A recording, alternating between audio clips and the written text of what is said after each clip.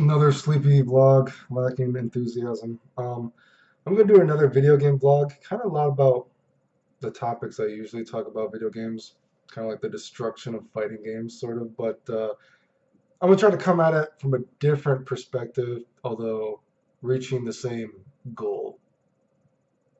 But to keep my channel active, so I'm gonna talk about. This is gonna focus on why rules in fighting games are bad, and why there should only be rules, or not only be, but generalizing why the rules that you have in fighting games should be soft rules or rules that were like meant to be broken or not hard set rules, right? Kind of like a game theory discussion, which again will lead into kind of like a lot about why I think video games kind of are pretty uninteresting nowadays. So let's why I was thinking about this again, because a lot of times I've had people ask me about what I would change about the Dragon Ball Z game. And a lot of times, for some people, bring up this thing I talked about combos in it for whatever reason, right? Even though I talked about a lot of things. Well, let's look at one of the problems. Let's look at a rule of a fighting game like Dragon Ball Z or Fighters in terms of combos, right?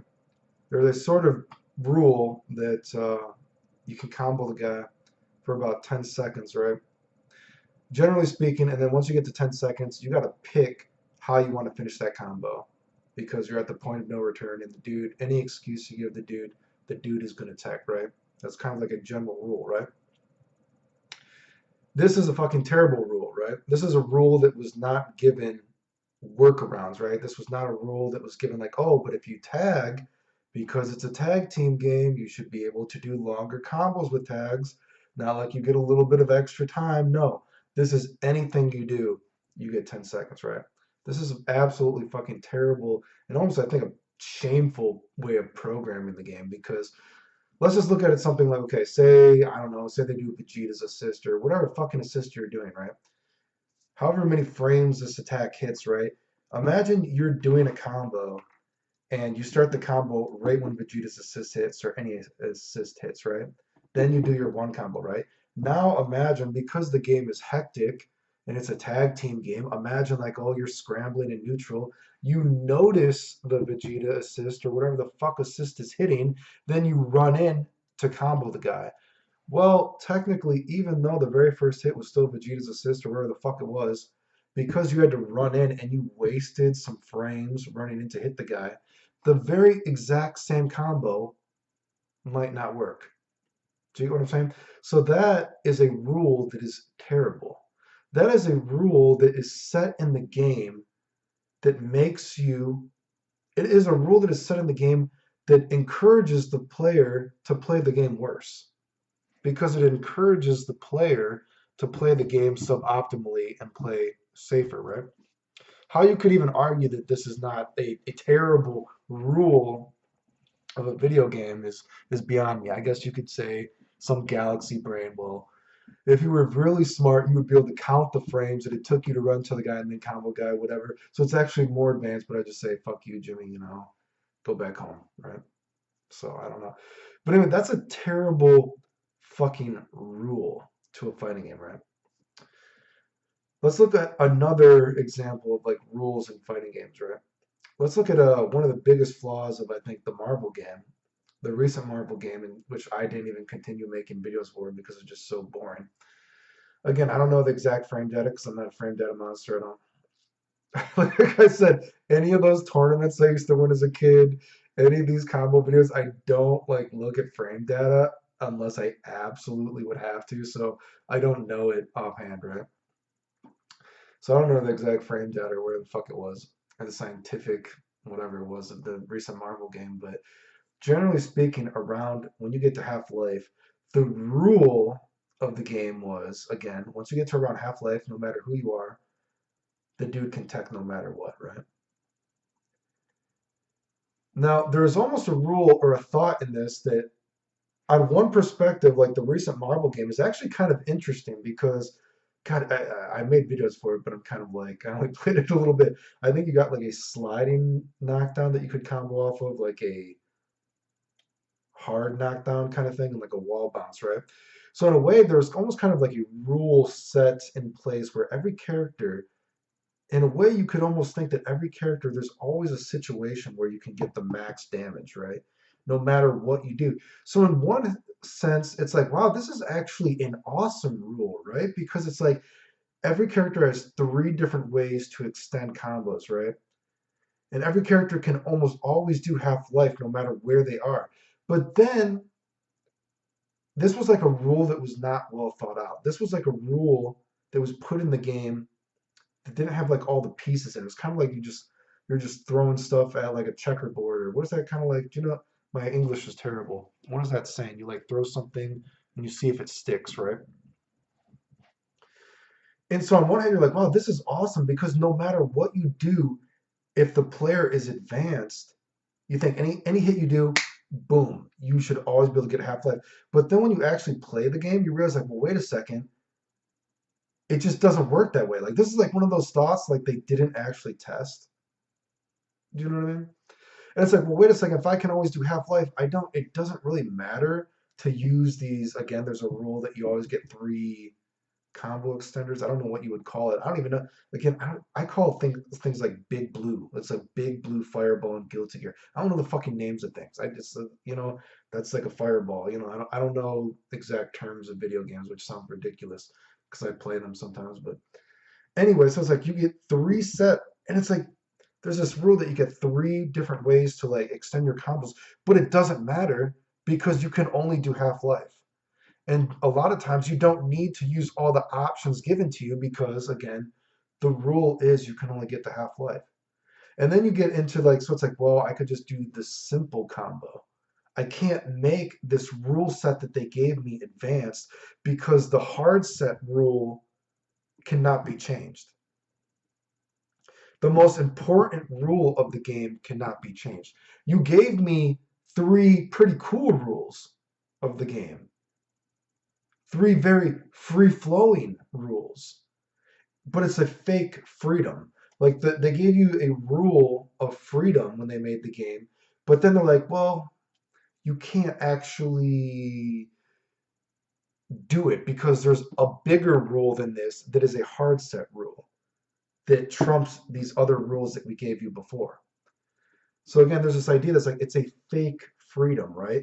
And then of course you also get into the idea of, just in general, why is a fucking pixie character, why can they always do as much damage as a big guy? That's fucking retarded. That doesn't make any sense, right?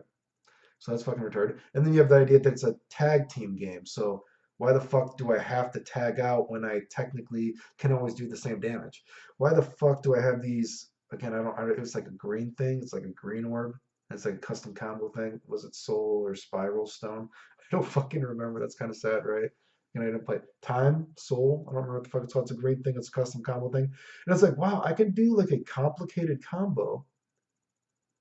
I already have three small rules that let me do whatever I want, and now I've given myself a fourth rule.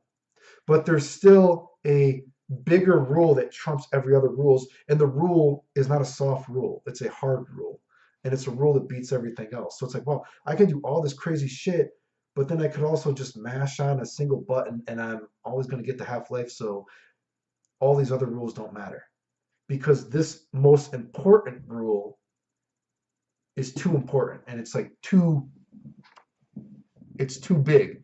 It fucks up. It makes all the freedom. It makes the freedom rule a fake freedom. It's like, God, I didn't really think much when I was going to make this video, obviously, because I'm a fucking idiot. I mean, look at me. I'm sure most people know I'm an idiot by now, but it's like you've given the guys the key. Again, my English is so terrible. You give someone a key to a kingdom, and it's a fucking junkyard, right? It's like you can't really do much with it, right? Like you're trying to fix a puzzle, but you don't have all the pieces, right? So again, and this is and compare this to old games soon. So this goes into the mentality of, again, the rules of games now are set with too many hard rules. Frame data was written in to be too important in games nowadays instead of be free flowing. Things are too contrived nowadays, right? There's again the rules of like this move has to do this. This move is not supposed to have other functions, right? Which makes games more boring unless they can't marinate and become their own beast. you know, you can't, there's not a lot of room for true creativity because the developers have already done the work for you. You know what I mean? It's like they've already played the game for you and they've already decided how the game should be played. Just like there's these rules, there's a meme of, you know, that you see and people talk about nowadays, wait your turn. And wait your turn is almost a rule that was put into a game that they tried to literally program into a game when the rule should be you pick your character and that was your turn. And if you have a bad matchup, that's your own fault. If you have a character that can't get out of this shit, tough luck because their turn isn't stopping because your character just can't deal with this, right? And I'm not saying that there's not top tiers and lower tiers in games nowadays, but hopefully you have a little bit of idea what I'm talking about, right? So again, there's a lot of too many hard rules from different perspectives that we can think of. Again, I'm talking a lot about what I've talked about in other vlogs about video games and the problems with them nowadays, but I'm using this from the rule mindset, right? So let's talk about serendipity in games, right? And why soft rules are the best kind of rules, right? And can you really program for, can you, I've never programmed a game, right? So I can't say, right? You know, but can you really program a game for soft rules or does it just happen serendipitously, right? So say like a good example, which I believe there's a little bit of mystique to the lure of it, is Street Fighter 2. There wasn't supposed to be combos in that game supposedly, but it just so serendipitously happened that if certain moves were cancelable, right? Which again, I believe that's plausible. You know what I mean, programming wise, that you know they didn't know moves were going to be cancelable. I feel like there's a little bit more to it because you're telling me that so Ryu could cancel his Duck Fierce, but Guile couldn't cancel his Duck Fierce. That just so serendipitously happened. I'll assume there's a little bit more to it than that because this guy could cancel this move, but that guy couldn't cancel it. You know, I believe there's a little bit more to it than that, but I'll also believe that okay, combos weren't necessarily intended, maybe in the original Street Fighter 2 round. So that is a, let's say, a rule that combos were not supposed to be in the game, but through a flaw in the rule, serendipitously, the game became more interesting because the game was not programmed with so many rules in place. Just like the game was not programmed to be counted in frames. You know what I mean? Because that's not how you should fucking play games. That's not how the game works, right? A great example of a game that has many soft rules that just get thrown out the window is Guilty Gear, right? Guilty Gear is actually one of the most Guilty Gear is one of the best, maybe even the best, right? And I'm not even say I think Guilty Gear is. I'm not even saying I think Guilty Gear is better than Street Fighter. I know a lot of people probably remember me because Guilty Gear is what I won the most tournaments in, whatever, blah blah blah. But so that's not even to say though that I think Guilty Gear is better than Street Fighter because I think morally speaking, Guilty Gear does have a lot of flaws as a video game. Fun flaws, flaws that make the game fun in their own way. But I do think morally speaking, it actually has a lot of problems as a game too. But not going to get into that. But Guilty Gear was a game that was made with a lot of rules, and there was a lot of thought put into the game, and you can tell, right? A lot of fail safes. But perhaps serendipitously and thankfully, a lot of the rules were not hard rules. They were soft rules. This sounds like a BSDM kind of thing, right? Like soft and this is like soft, hard. Like how far can I go, dude? How far are you gonna let me go, dude? Right? But okay, so hard and like soft rules, right? So Guilty Gear has like so many rules that they put in the game that you could just, again, they were soft rules. Rules that could be broken that made the game infinitely more interesting.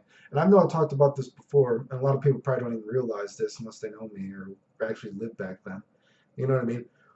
Most of the glitches and small fundamental rule breaking aspects of Guilty Gear that are not something like, you know, super jump install or like, impossible dust were actually found by me. And I sort of, brought it to the community and it spread slowly by slowly, whatever, yada, yada, yada, right? But Guilty Gear just has so many rules that you can break because they are not hard set rules. And they make the game so much more infinitely interesting. There goes my computer, dude. Stop. I hope it didn't. Even say something like super jump install makes the game so much more fucking interesting. And it's so sad to think that as Guilty Gear went on, one of the most interesting things, because I remember I think it was it Slash or maybe it was Reload actually. Reload actually added a frame to make super jump installing easier. And then in Slash they actually started pre-super jump installing moves, which is just oh my god, it's so terrible, right? Because you're taking away something a bug in a way that has made your game infinitely more interesting. And I forget XR because I played that game so little. I don't even. I think even super jump installing is even less of a thing in that game, isn't it? But super jump installing, a rule that was basically broken in the game. You weren't supposed to be able to do this with moves, but it was a soft rule, so you got super jump installing. Impossible dust were put into the game, a rule to make dust work like this, right? But then you got impossible dust from because the rule was not programmed that hardcore in the game. It was a soft rule.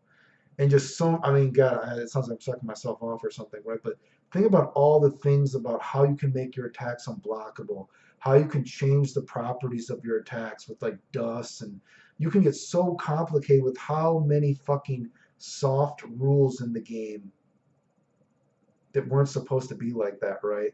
But you can just fiddle with it, and it just serendipitously happened. And Guilty Gear became such in a way, it's a I don't want to say tech. Well, I don't believe this, but it sounds good. It's a technical masterpiece, and it's also a fucking failure in a beautiful way, right? Guilty Gear fails in so many ways, in so many programming ways, that somehow serendipitously make the game so much more fucking interesting. And it, of course, is a complicated game in its own right? So that's a good example of a game. Back then the rules were not made so hardcore that you could not overcome them. And it makes the game so much more infinitely interesting, right?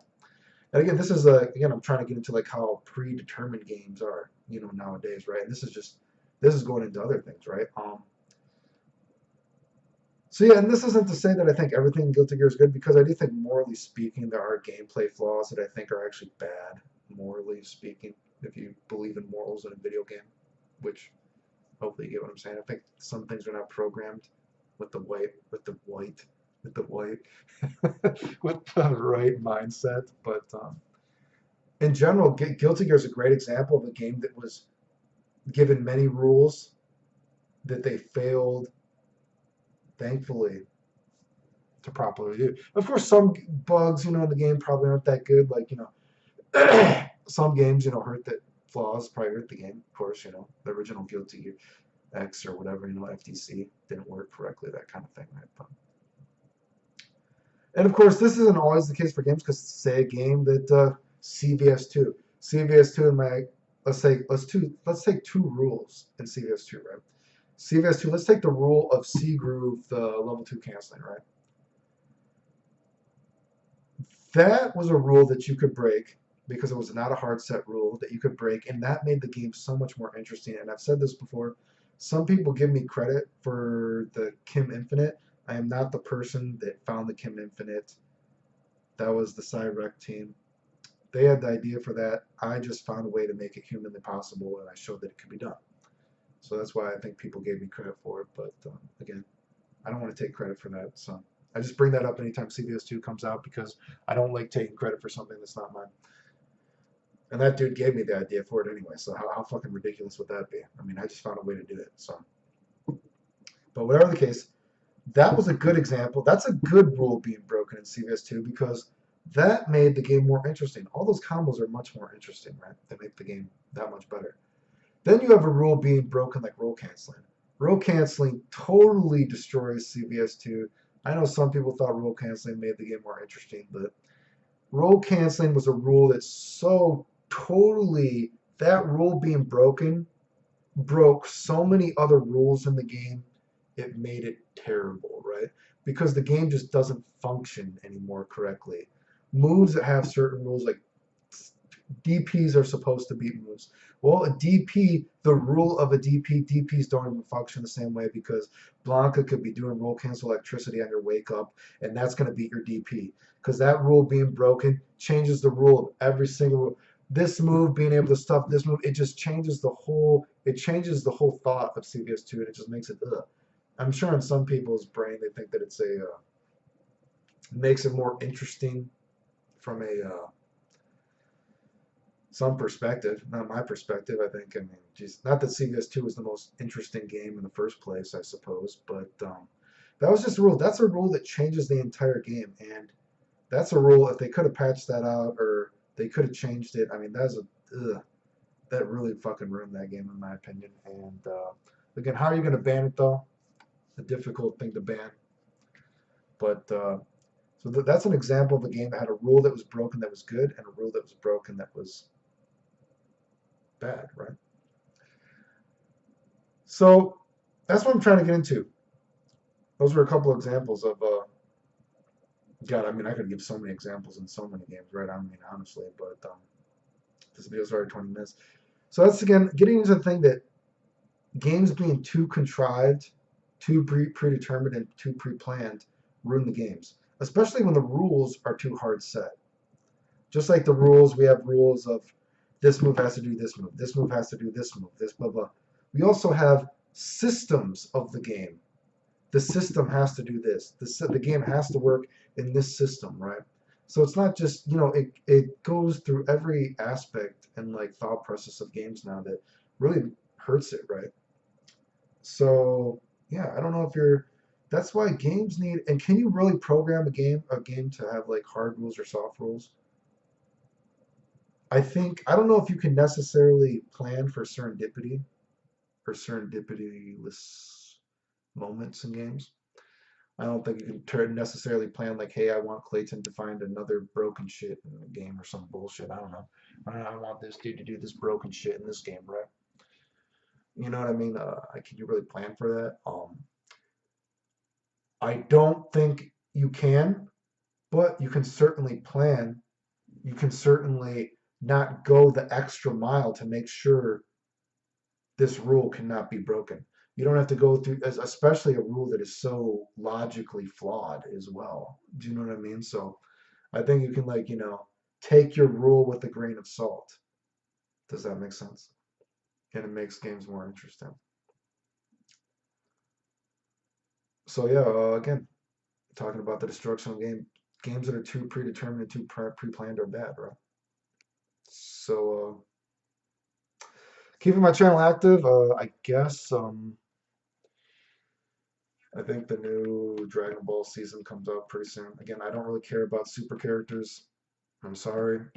I've said it before. One of the only reasons I even played Dragon Ball was because I wanted to kick things with Vegito. I'm not a big video game dude anymore. I said a lot of the Dragon Ball Z stuff. I just did it because I just wanted to prove everyone wrong again because I knew I could do it, dude. Right? So I don't really plan on playing the super characters.